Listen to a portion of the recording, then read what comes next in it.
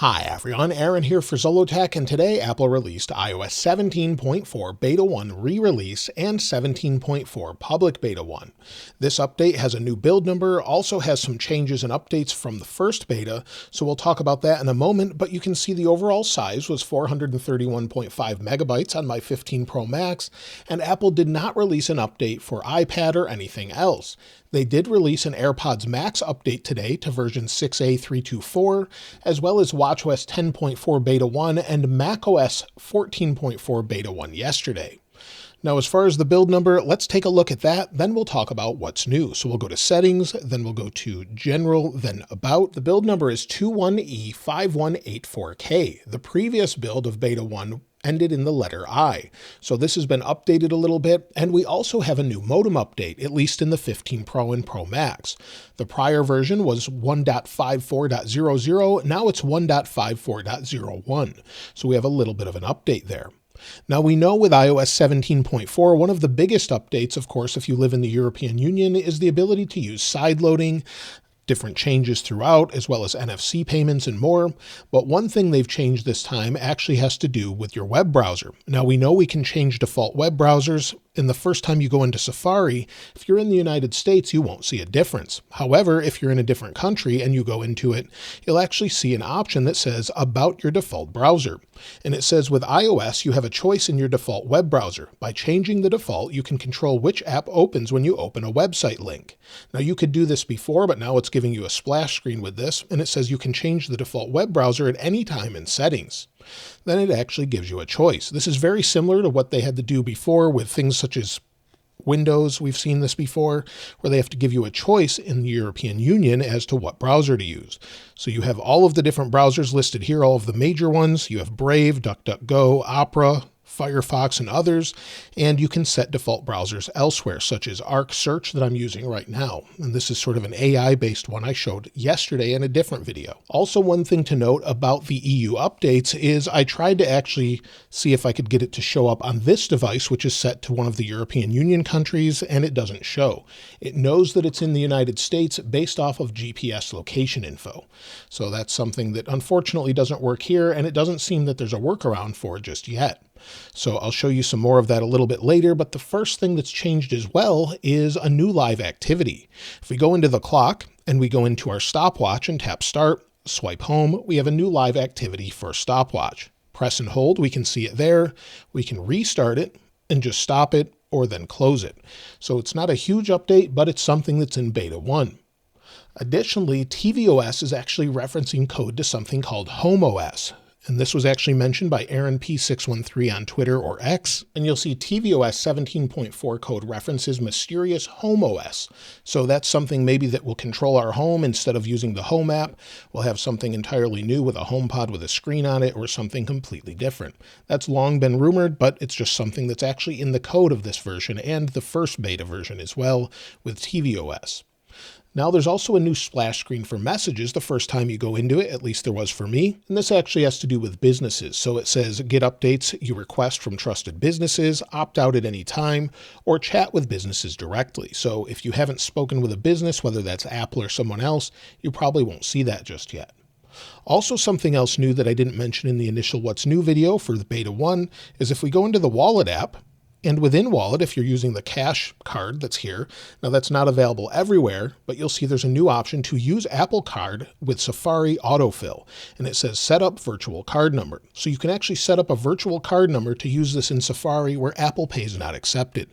So that's a nice new update. If you want to use it, you can add money to it or take money off of that, but either way, that's something that's new.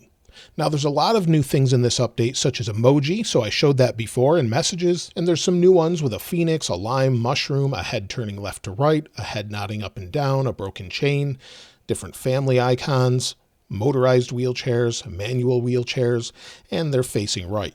These were here before, but they were facing left, and then you have the option to adjust skin tones for those as well. Also, we have some updates for podcasts. This is one of my favorite ones, and it has to do with transcripts. So just like you tap the lyric button in music, you can tap this, and there's transcripts now for the different podcasts you're listening to. And you can actually search that as well. So if you're looking for something, maybe the word Apple, you'll see I already searched it. There's 95 entries of it, and you can go through and see where they mention Apple. So that's a nice little update, something unexpected, but I'm glad they added it. Also, they've added more consistency in the OS where it says home now instead of just listen now, and that's true across music as well. It says home instead of listen now. So it's a nice little consistency update there. Additionally, they've added a much needed option in settings. If we go under Face ID and passcode, stolen device protection adds a new feature for away from familiar location and always. And I'm going through these quickly as I mentioned them in the previous What's New video as far as these updates. And also some really nice updates for Siri. Under Siri and search, if you have your language set to German, you'll now have the option to use Siri or say the word hey in front of it. So you'll have the options we have in the United States and elsewhere. That will work in Germany. Also, we have something new with messaging with Siri. If we go into messaging with Siri and we actually add a language, we can have it reply in those languages if we have these added. So maybe I want to add German, it will download that language. And if I get a message that's in German, it will reply in German, even though I have my main language set to English. So we could do that, add anyone here with French, Arabic. We have Hebrew, Japanese, Korean, and many more. So all of these are options as well as Chinese and Turkish and Thai. So if I wanted to add those, I can add those right away. Now there's some bug fixes in this, and one of those has to do with the region I mentioned earlier. The region area is now showing properly under General and then About, and if we scroll to the bottom, you'll see on my phone it says US. It recognizes where I am instead of giving an error. This is true on the phone I set to the EU as well, so you can see here I have this set. If we go into settings, and even though I have my region set to Germany here, if we go back to About, it still identifies that I'm in the US based on location information, so there's no way around that at this point. That's something they've fixed though, where before that gave a little bit of an error as far as where you were. Also, we have some updates where if you were using TikTok to upload videos, many people were reporting that the app would even freeze or just not work altogether. Also, AirDrop is now working for me. So if we go into photos and I send this photo to my iPhone, you'll see my iPhone 11 showed up. This did not work in the first beta of this update. So it worked and just sent the wallpaper, always linked in the description, and that's working properly now. There are still some bugs in this update though, and one of those has to do with, if we scroll down, you'll see we have the notification bug. So that's still there for whatever reason, they haven't fixed it. Also, the wallpaper desaturation or dimming bug is still there. If you look around the pink purple area here, swipe home, it sort of desaturates a little bit. So that's something that's still there for whatever reason. It's not a feature. It wasn't in previous versions. It needs to be fixed at this point. As far as the release notes, well, I'm happy to say Apple has updated them even from today. You'll see they updated it at 2:34 today. If we go in, you can see different known issues with things such as default browser choice screen might not show up when intended, and apps requiring certain managed entitlements might not install or show an error. We have a workaround. We've got some App Store resolved issues. We've also got some issues that have been fixed or there's still known issues with things such as HomeKit and Maps. If we scroll down, there's new features, and Apple continues to update this to be helpful for everyone. So podcasts have known issues, StoreKit has new features, and I'm glad to see they're actually updating this for every single beta. Before we weren't seeing this. Hopefully they do this for everything now, as well as the bug fixes when they're finally resolved. Now, as far as performance so far seems to be pretty good. Scrolling back and forth, of course, is very simple. If we go back and forth into different parts of the app, it does seem a little bit slower as far as the animation speeds and the response times compared to the previous beta of Beta 1. But so far it seems to be responding fast. I've only used it for about an hour at this point, but so far it seems to be nice and fast. No issues really. Of course, we won't know that for a few days though. As far as the overall heat, well, the phone is much cooler than it was in the previous beta. After installing the major update, it took a long time to process everything in the background and was quite warm for a long time. Now it's nice and cool, even though I just installed it. So that's a good sign so far. And as far as battery life, let's first take a look at the overall cycle count in our settings and About. Under About at the bottom on the iPhone 15 models, we can see our cycle count. I'm currently at 94%. And if we take a look at battery health and charging, I'm still at 100%. 100%. I would expect this to drop pretty soon, but so far it hasn't dropped at all. So that's great. I wouldn't really worry about it. I wish it would just say good or bad or time to replace battery, but it's showing that right now as 100%. As far as overall battery life, well, it's been okay. I wouldn't say it's great. Yesterday, I had 4 hours and 7 minutes of screen active time, 3 hours and 20 minutes of screen idle time, and used a little bit over 50% of my battery. However, it was plugged in. Today it has not been plugged in, and I used 2 hours and 4 minutes, and I'm down to 66% of my battery. So battery so far hasn't been great on this beta for me. Some people say it's phenomenal. I really haven't had that experience. By the end of the day, I'm getting about 20 to 30% of my battery remaining.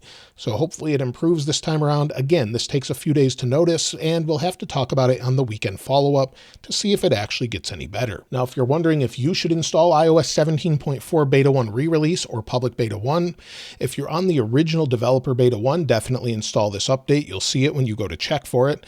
And then also, if you're on the regular version and you want to try a beta, well, the public beta is available and definitely seems to be fairly stable so far, but I would make sure you just have a backup and a computer to downgrade if you wanted to do that. Otherwise, you won't be able to use it, but it seems to be fairly stable so far. Now, as far as iOS 17.4 Beta 2, we could see that as soon as next week. It just depends on if Apple's going to rapidly release everything before March, or if they're going to continue and sort of take their time. If they have to comply by March still, well, then we probably will see a beta on the 6th or 7th. If not, then the following week, the 13th or 14th typically, with a public release either on the 26th or maybe the 4th. We don't really know for sure. At this point, Apple hasn't said, but that's what I would expect. So far, we haven't seen any sort of mention of iOS 17.3.1 as far as analytics anywhere, so we may see that, we might not. If Apple needs to update something securely, get it really rolled out fast, then we may actually see that. So far, we haven't seen any of those rapid security responses for a while, though. Now, as far as the benchmarks, let's take a look at those. I ran them in Geekbench 6, and I ran them twice and had better results the first time. I had 2,854 for single core, 7,076 for multi-core. You'll see I ran it twice. The first time it was actually a little bit better than the multi-core score on the previous beta.